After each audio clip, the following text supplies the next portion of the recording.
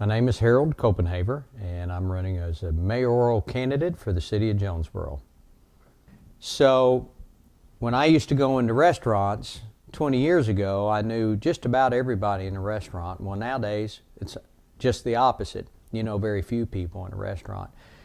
So it's important that you get back out to a grassroots campaign, because when you're campaigning, you think that people know who you are, but if you open the front page of a phone book and try to list the number of people you know on the very first page, you'd be surprised. You probably don't know anybody. So it's important that I, as running for mayor, knock on people's doors. Not very many people can go door to door, and sometimes it's uncomfortable to do that because you're approaching an individual. Sometimes they don't want to come to the door, but people want that personal touch.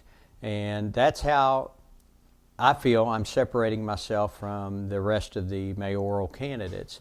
That individual didn't know me, and he had heard a thing or two, but in our conversation we found out that we had some common background, with my father being in the military, he was in the military, and so you find that common thread with that individual, as you will do in most circumstances when you communicate with somebody. So upon leaving, then he actually mentioned to myself that he said, well, I'll be supporting you and you have my vote.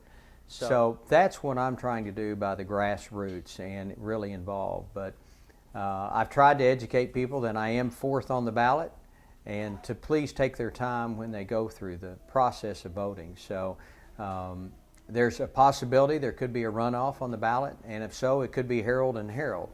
But this has been a wonderful experience thus far. That effort as a grassroots hopefully will pay off in the election process.